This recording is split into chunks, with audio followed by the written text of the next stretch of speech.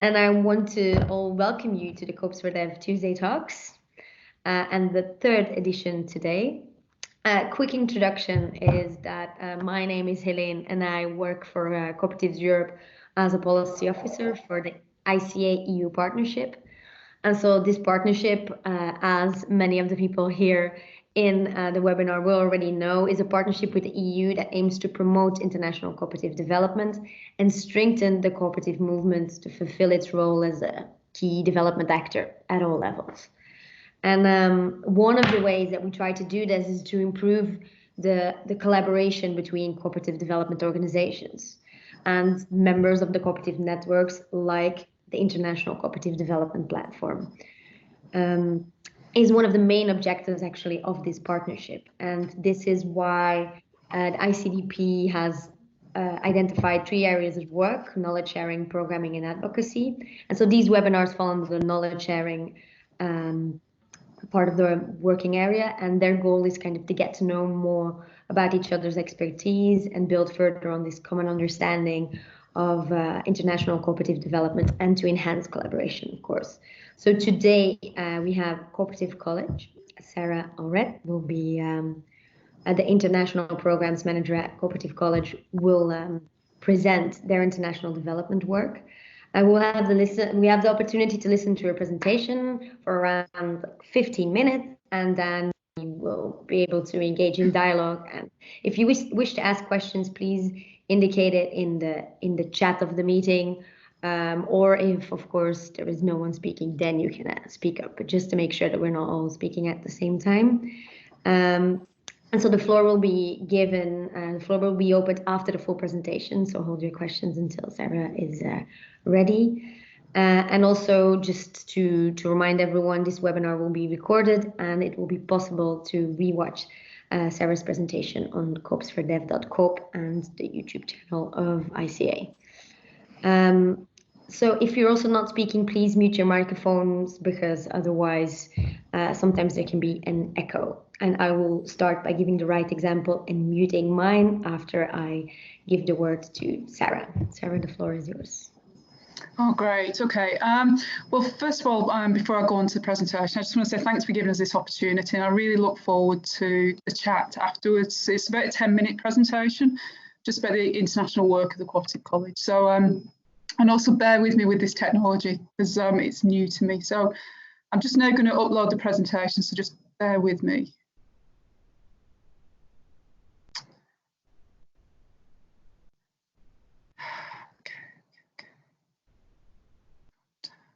Just one sec.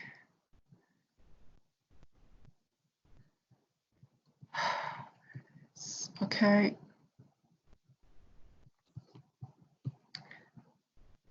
So I'm assuming people can see that presentation now.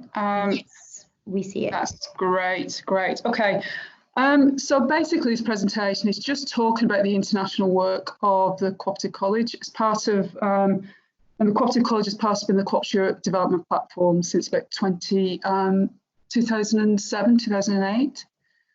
And as you can see, really, the Cooperative College, we just celebrated our centenary. So we've had a big centenary conference. And basically, we are an educational charity, and we work both in the UK and internationally. And what we've been doing for this year really is just been looking at how we progress from over the next 5 years. And so we've got a series of outcomes. So, for example, we want to strengthen our position as a go-to organisation for cooperative education. So education is the main thing that we do. And what we want to do is mix the UK work with the international work, which I'll just talk about in a little bit. So the stats of the college is we've got 25 members of staff. We've got 4 development projects in the UK. And that's working with young care leavers, young people, the newly unemployed young people, which are called NEET. And we work with young people with learning disabilities. And Gemma Obang, who's our UK Programmes Manager, she leads on that. And as you probably all know, really, in terms of our international cooperative development projects, mainly we work, and I'll show you in the next slide really, but it's around cooperative capacity building, and the thematics really are around gender inclusion, youth employment, climate change, and just really we're always responding to the needs of the cooperative members really. So, but it is, I mean, the core specialism of Cooperative College really is that cooperative capacity building, and we've been doing that since probably 2007, 2008. And we will, and I'll as the slides go through, really, I'll just explain that a bit further. These are, and then again, we've been asked to look at actually where does international cooperative development fit within our organisation, and really, it's, you know, on the scale of 1 to 10, it's 5. You know, so we, you know, what we do at the college is we do learning and development, and that's in the UK. But we also do UK projects, but we also do international work. So I think it would be fair to say that we're 5, you know, half of our work. But I think also what we try to do with the international work is turn that into learning and practice, so which then filters into the UK work, and then it filters into the L&D work. So I'm just trying to think really what we actually do. So as a learning and a think and do organisation, everything we do internationally gets turned into learning, and that's used in the UK. So in terms of the SDGs, we were asked which 3 of the SDGs are the most important to the college. Gender equality is something that's really important to us, and that's not just in our international work, but it's also with our UK work, and also with our programmes as well, in terms of this suite of learning and education programmes that we develop. Gender, so we've got a Cooperative Women's Challenge programme project in the UK, and that's working with the cooperative movement in the UK, looking at the role of women in the cooperative movement. So that's, and also internationally we work with around women's co-ops, so for example in Rwanda. So it's something that is actually integral to everything we do at the college. Decent work and economic growth is just going to be something for all co-ops really, because it's around creating good working conditions for co-ops. And peace, justice and strong institutions, which dovetails into some research that the college recently did with the Cooperative Development Platform around peace and cooperatives. You know, so what role do cooperatives play in creating sustainable communities and actually help heal individuals and members post-conflict? So yeah, the regions that we work in. So as I said, you know, we work in the UK, we've got European projects, which I know some people like Corbinian has done some work with us on some European projects. We've had a long-standing programme in Malawi, which will go into Rwanda and Zambia, which we're currently working in. And historically, we've had a large programme in Sri Lanka. Also, there again, that was because it was post-conflict, and looking at the role that co-ops can play, creating strong and sustainable communities. And also we did a lot of work in Lesotho with school-based co-ops, because the woman who heads up the co-op department in the ministry is just really passionate about cooperative schools. So we did quite a bit of work with them. So when I was asked to do this presentation, really, I was just trying to think about what our philosophy is, really. You know, why is it that the college does the international work? You know, we've been, as I've said before, we've been here for 100 years, you know, and we've been doing, you know, international work for most of that time. And I think over the past 15, 16 years, we've decided to do more work in the global south. So, so I was just trying to think of why we do that. So basically, aligned to the UN Sustainable Development Goals, which are really important to the college, our cooperative education and training projects work to improve the social and economic lives of individuals and their communities, nationally and internationally, and inspire people to work together to build a fairer world. And that's part of our tagline anyway at the college. You know, we try to understand what it is that we do, and it's that. And at the heart of cooperatives are people, not money. So our view is that if you empower the people through education and training, you create strong and sustainable cooperative enterprises. So if we're ever asked, you know, internally, why are we doing this work, we always go back to these 2 points. You know, it's part of a global community, and it's also, if you empower the members through education, they're going to stay, and they're going to be stronger.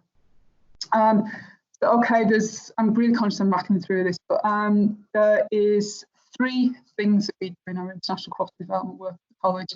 And as an educational charity, you know, we create blended learning spaces, we work practically in the field, and we utilise partnerships and networks to improve what we do, and also to improve our reach as well. And that the Cooperative Development platform has been a huge asset and for the college, because there's just a few things really we've learned from that in terms of the partnerships, is that we've learned some good practice from all the other partners, and we've actually done some really good work together.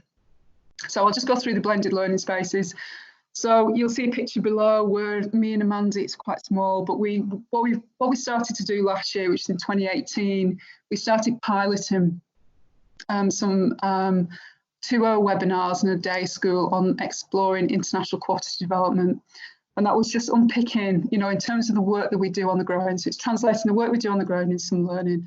So we can develop and learn, but also it's for people who just genuinely, one, don't know what it means, and two, just want to know more. And within those webinars, we hook everything to the Sustainable Development Goals, and we talk about benefits of co-ops in the Global South, but also the challenges. They're not a panacea, and there are also correct challenges in what we do to kind of problem solve those challenges. And we do a face-to-face day school on an introduction to international cooperative development. And what we're also doing as part of this cooperative university idea, so that's a separate thing that the college is doing. So we're trying to pilot this notion of a cooperative university, and what does that look like? And underneath that notion of a cooperative university, we're developing an undergraduate programme in international cooperative development. So what I'm doing with a team of other people is testing out, so next year we'll be testing out some of those, writing some programmes and testing them out really, and it's been hooked to everything we do in the Global South really, and also we're probably going to be asking members of the CDP to contribute to that as well. And we also do bespoke courses.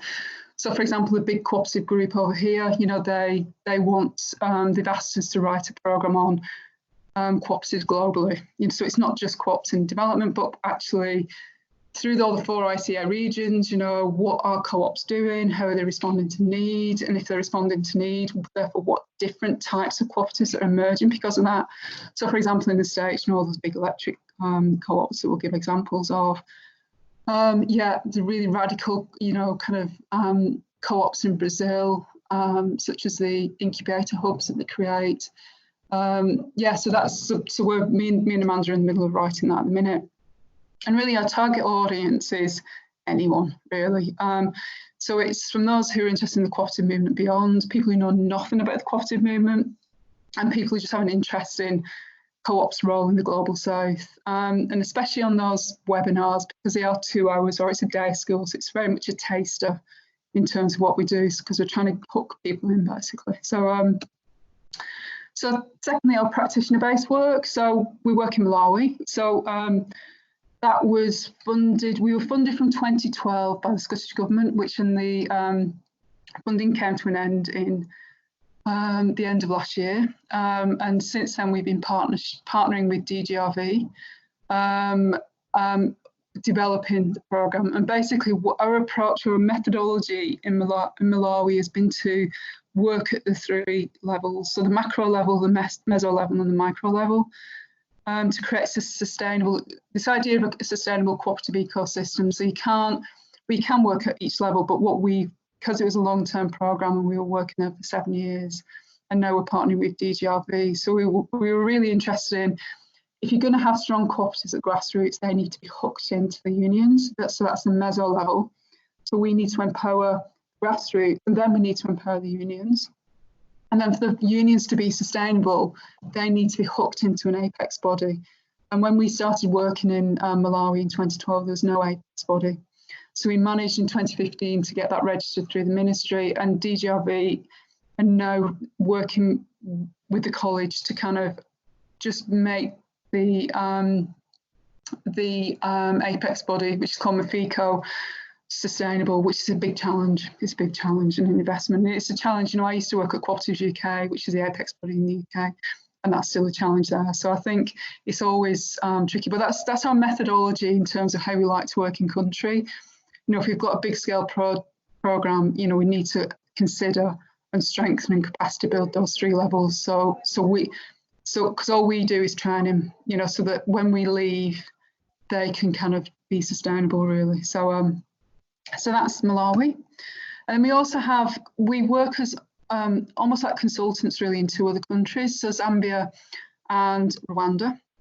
So in Zambia, what we do is, because our specialism is cooperative skills and training around governance, we are partnering with, so in Zambia, we're partnering with Christian Aid, which is a large UK aid charity.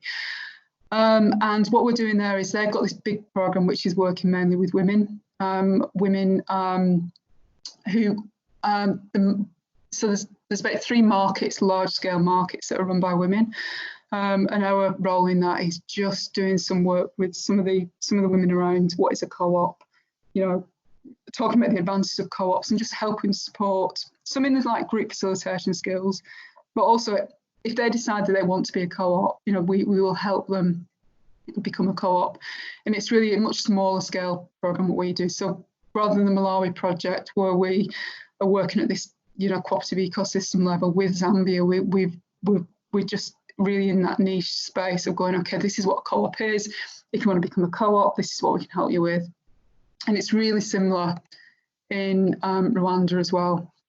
That's our role. So it's there again, we're working with a different charity, so it's Tier Funder again, another UK aid charity, a Christian charity this time.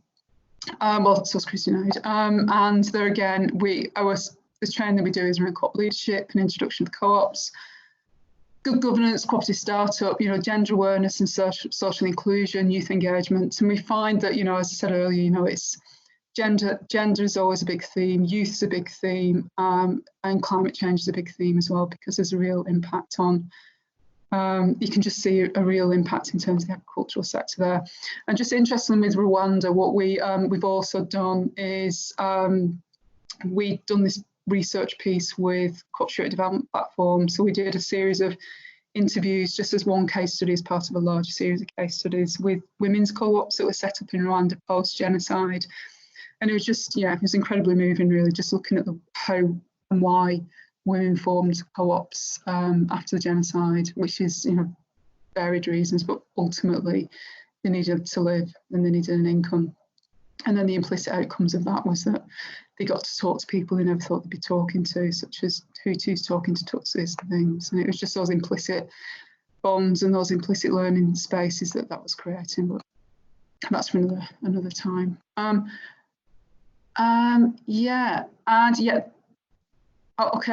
Key lessons from our international work. I think I probably mixed the slides there. So there's another, I'll go back to that slide in a minute, but also what we do is this collaboration. So, and I think I've said earlier around the Cooperative Development Platform. And this was a picture from the European Development Days, and Helene is right in the middle there, which was great. And there again, you can see my colleague Amanda in the middle there. We ran a workshop on peace and cooperatives. Yeah, and you can see Molly there, and everyone contributed to that. But that was a really good conference for us, really, just as the platform, just to showcase what we actually do in that space, because there wasn't many other cooperatives there. And for the college, which is a tiny, as you saw earlier, with 25 people, the benefit of this platform for us is huge, really. So, and then yes, we led on some pieces, because what we do is education and learning and research. We've since 2012 we've led on with other partners on doing the case studies. So we did the case studies, cooperative case studies in Africa. There's a series of cooperative case studies across Latin America. They're really good publications. Just if you ever want to talk about co-ops and showcase them, it's a really good resource. And then you can see the Peace, Cooperatives and Peace. That's a very recent publication that we did this year, all through the platform. When I say we, I mean the Cooperative Development Platform. And then we did something, well, it was a couple of years ago now, we did a piece on how to build partnerships and opportunities between co-ops and the European Union. You know, and because it's a real skill, and it's definitely one of the skills that the platform's got, you know, but if people want to talk to the EU, how do they go about it? What language do they use about co-ops and that kind of thing? So that's a really good resource. I'm just going to go back to this one actually. Key lessons from our international work. I think for us, really, the methodology of what we do is that it's a trade, not aid approach to development, and that's really different to a lot of what other development agencies are doing. So we're really interested in skilling up and training the members on the ground and the people on the ground so that they can go away and do it themselves. So it's very much like a train-the-trainer approach as well. I think from our international work, what you'll probably notice, because I just keep going on about partnerships, but partnership really is key for us. We're specialists, we're very specialists in cooperative education and training, but we need experts in other fields to complete the work on the ground. And DGRV is a really good example of that. So our specialism is governance, but DGRV at the minute in Malawi is really helping us think through its apex, and very strategic business support around that, which, we kind of have some knowledge, but DGRV are really experienced in that. So for us, it's a really complementary partnership that we've got with DGRV, because we acknowledge where we're really good, and we acknowledge also where we need other experts to come in. Again, it sounds obvious, but our work has to be needs-led, so through consultation and focus groups. So we tailor the training to fit those needs on the ground. And yeah, for the Cooperative College, turn our learning on the ground into learning in the classroom is essential, as I've just been talking about. So everything we do, we try and turn it, we're trying to get better at doing this in terms of, turning it into learning material, so we can talk about it when we have got webinars, we can talk about it if we've got an undergraduate programme, and we can use it as a live example so it's not lost. And it then helps, it makes the learning richer because it's based on lived experience. But it also kind of, it enhances our work on the ground as well. And in terms of the main donors that we collaborate with, Scottish Government, we've historically worked with them, especially in Malawi, because they've got a strong link to Malawi. And the UK Cooperative Movement, and then UK charitable donors as well. So those are the main people who fund our work. And then I'll just skip over these. So I'm coming towards the end, and I'm conscious I have just very quickly rattled this through. I think with the ICDP, which is brilliant really, which was formed out of the Cooperative Development Platform, and we were absolutely delighted that, there's a bigger profile and a bigger body now that is actually working on that global scale. And I know Danilo, who was at Coffee Mundos, now ICA, he's very much led on that. So when I was asked the question, what are the expectations from the ICDP? It's basic really. So it's sharing of work and good practice, which I guess what this Tuesday talk is. Promoting each other's work, just really championing what each other does. But also, like I've been talking about our work with DGRV, it's looking at joint opportunities to work together. Because, there's a really good map on the Cooperative Development Platform website. And if you just look at the reach of the partners, really, there's loads of opportunities to collaborate. There's loads of opportunities for practical collaboration, research collaborations, and also just sharing the learning, really. So, and I think, and it's the same again with the ICDP, can we work together in some way? Can we, do research collaborations together? Or can we, just host some learning spaces, really? So we can kind of talk about how important co-ops are to sustainable development, to livelihoods, to, because it's something that is not talked about much. I mean, I've just become sitting on a steering group of Bond, which is a big international development networking agency in the UK, and they've just set up this Sustainable Economic Development Working Group. So I'm sat on that, and no one's talking about cooperatives. So I'm this lone voice across thousands of agencies talking about co-ops, and which really surprised me. But because I live in my own bubble, when you step outside that bubble, it's you kind of realise that co-ops are not being talked about really. So that's that, and let's exchange. So yeah, I have talked really quickly, and I'm really looking forward to just questions and a chat really. So that's a really whistle-stop tour in terms of what we do in our international work and why we do it. We are niche, so it's very much an educational space, it's a learning space, and it's turning that practical work on the ground into learning and education really. So I will stop.